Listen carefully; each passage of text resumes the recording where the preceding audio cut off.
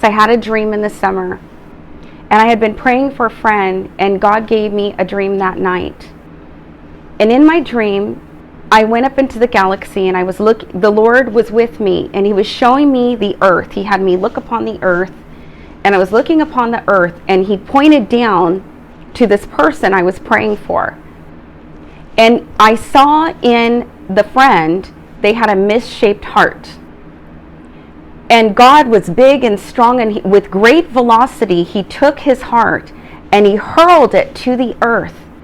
And it went into this friend's heart that had a misshaped heart, and the former heart melted away and became God's heart. God was giving this friend of mine his heart. And so that gave me hope, that dream, and I wrote it down, because I write down everything the Lord shows me. And I said, Lord, thank you. So he was showing me, I'm going to do it. I have the ability to change a person's heart. And it's kind of like the story of Saul of Tarsus. And I encourage you to go back and read it. It's in the book of Acts. Saul was zealous for the things he thought of God, but it was really the wrong road. He was going about it the wrong way. He didn't understand God's heart for the Christians. He didn't even understand this was a move of God. So because he was a Jewish leader, he decided he was going to arrest all these Christians because he didn't believe in the way. And so he was arresting people, and they were getting killed, for being a Christian. They were persecuted.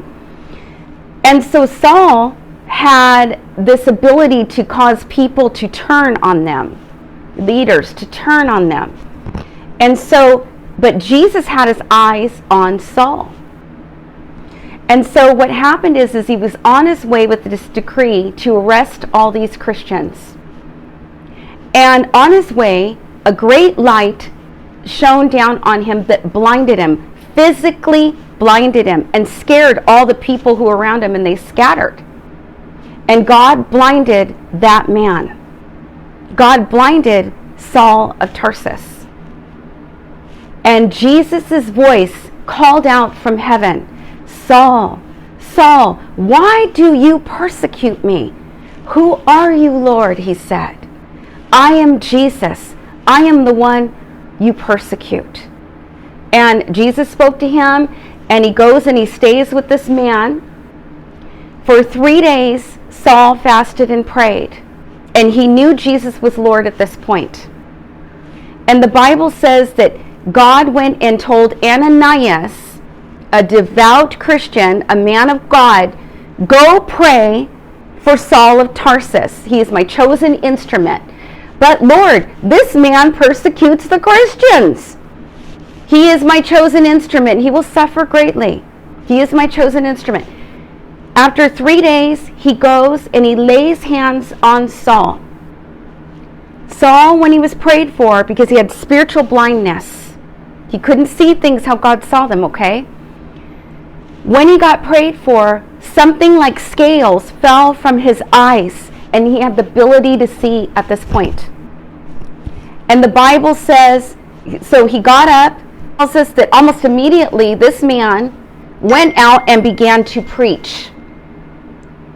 He knew who Jesus was. He was his servant. He was his chosen spokesman.